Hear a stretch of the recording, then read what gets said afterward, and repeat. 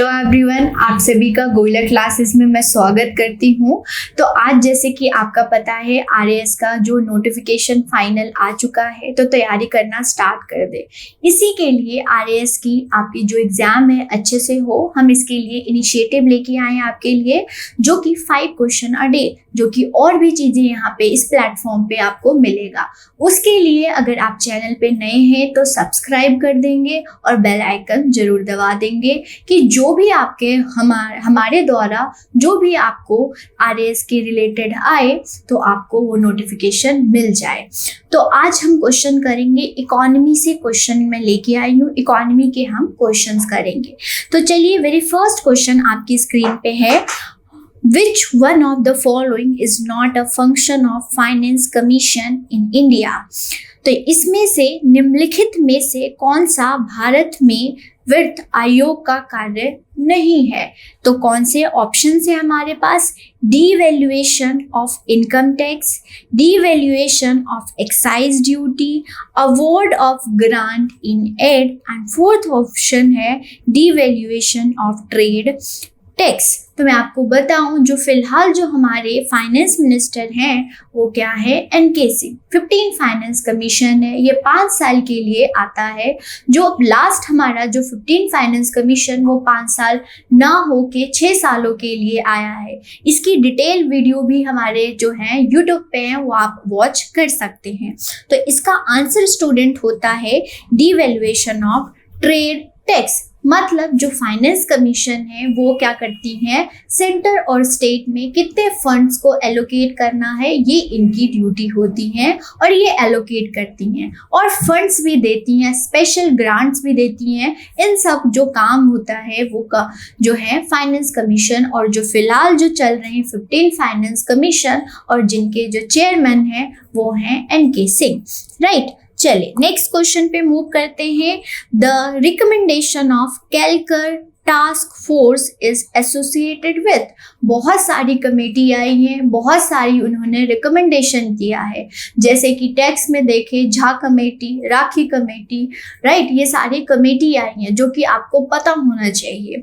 तो देखिए, तो कैलकर जो टास्क फोर्स जो है उन्होंने किस बारे में रिकमेंडेशन दिया था?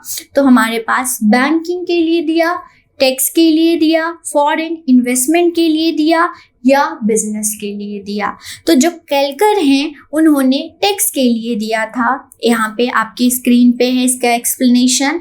इन्होंने जो सबमिट किया अपनी रिपोर्ट, वो 2003 में क्या किया, रिपोर्ट को सबमिट किया और इन्होंने टैक्स पॉलिसी के बारे में बताई, जैसे कि डायरेक्ट टैक्स, इनडायरेक्ट टैक्स और कस्टम ड्यूटी, कितना कैसे रिकमेंडेशन मतलब ही क्या होता है, रिफॉर्म्स करने के लिए, राइट। तो ये होती हैं जो कि बहुत सारी कमेटी होती हैं। बैंकिंग के लिए कौन आई, सारी कमेटी आपको टिप्स पे होना चाहिए, इससे क्वेश्चन आने के चांसेस होते हैं। देन थर्ड क्वेश्चन पे मूव करते हैं। Which of the following form the largest share of deficit in Government of India budget? Bharat सरकार के बजट में घाटे का सबसे बड़ा हिस्सा निम्नलिखित में से कौन सा है?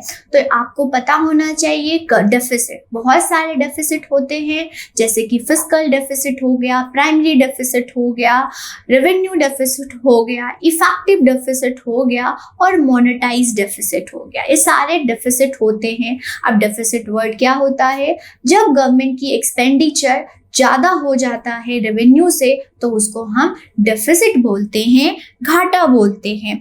तो ये जो है हर बार जो है आपके बजट में आता है, तो आपको मालूम होना चाहिए। तो इस बार अगर हम देखें, सबसे ज़्यादा जो डेफिसिट है मतलब वो है आपका फिस्कल डेफिसिट। उसके बाद अगर आए कभी अरेंज करने के लिए भी पूछ लेता है तो भी आपको पता होना चाहिए।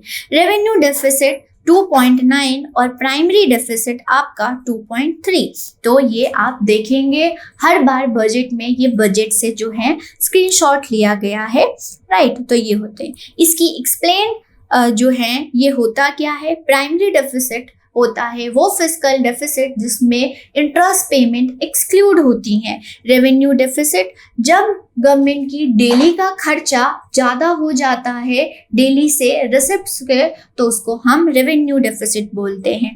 बजटरी डेफिसिट सारे चीज़ को इंक्लूड जब एक्सपेंडिचर ज़्यादा हो जाता है रेवेन्यू से। और फिस्कल डेफिसिट होता है total budget expenditure minus total budget receipts excluding borrowing होती हैं, और ये होता है फिस्कल डेफिसिट।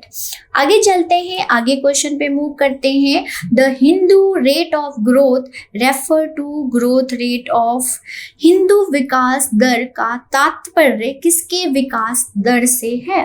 तो बहुत बार ये क्वेश्चन देखने को मिला है जो कि आपको पता होना चाहिए। पहले मैं आपको बताऊं, कुछ हिंदू से रिलेटेड नहीं है, ये इकोनॉमिक से रिलेटेड है, राइट। इकोनॉमी से किससे रिलेटेड है? Per capita, national income, population और लिटरेसी। तो स्टूडेंट जो आंसर आपका हो जाता है, ये जो रिलेटेड है आपका हिंदू ग्रोथ रेट, ये रिलेटेड है आपके नेशनल इनकम से। मींस ये राजकृष्णा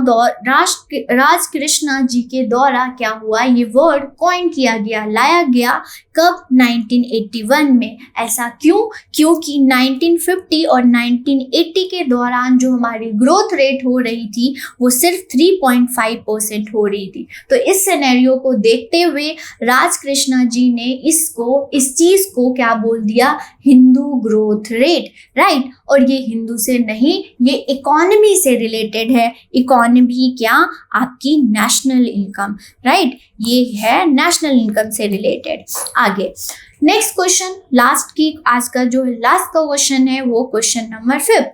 ग्रोथ रेट ऑफ, ध्यान से देखिएगा इस क्वेश्चन को, the growth rate of per capita income at a current price. देखिएगा, current price is higher than the per capita income at constant price because the latter task is account the rate.